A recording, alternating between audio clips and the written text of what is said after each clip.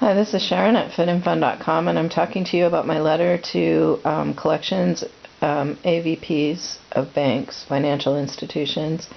And that letter's getting a lot of hits. I've had over 200 in 2 days.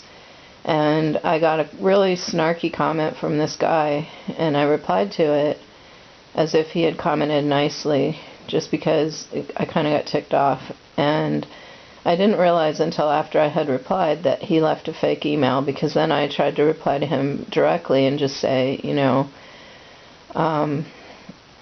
make my case again. And I got a reject from my Yahoo saying this is not a real email address.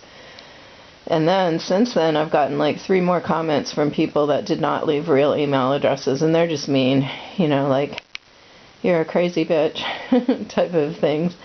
I'm like, okay, well, thanks for that. If you had an email, I would publish your comment or, talk to you. But when you just leave a thing like that, there's nothing I can do. So I'm not publishing those. But anyway, then a nice person who I met through a different board went ahead and left a nice answer regarding the same job, that same letter.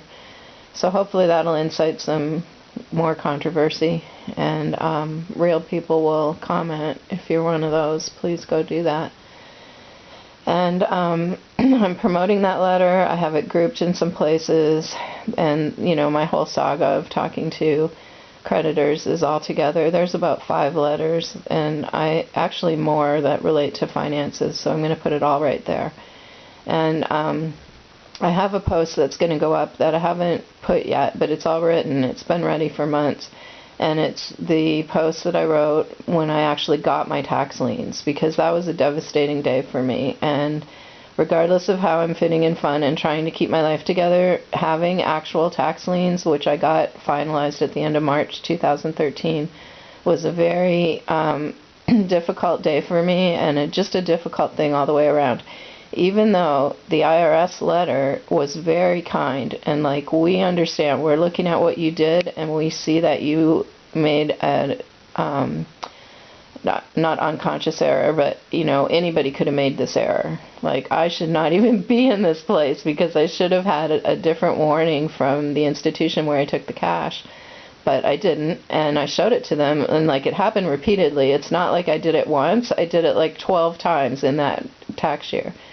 So it's not like I looked at it and thought about it or anything. I was just like, that's the number, that's what I'm doing.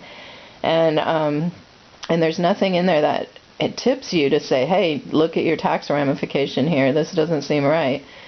So I told them that in my letter to the IRS, like, this is what happened, and they just totally were like, we see what you're saying, and that's wrong, that shouldn't be that way, you should have had more knowledge. And I'm a tax professional, and if I could make that mistake, anybody could. So anyway, I got my my results, and it talked about that we know that you can't pay us. We'll just check your taxes every year, and when you get in a better position, we'll start making arrangements for payment, because they know, I mean, it's obvious. I'm a single person at the age of 54. Like, what can I do? Nothing. I can't even get work, so they know that. And that's what I guess annoys me the most with my collections people, is that they don't take that common sense approach. Like, at the level of call center employee, they do. I have good conversations with those people, because it's a girl calling from out of nowhere, and I say, okay, well, listen, here's what happened. I lost half my size. And they say, oh my gosh, congratulations, what did you do? And I explain it, and we talk, and I give them my website, and they're interested. And they're like, well, how are you going to pay your money?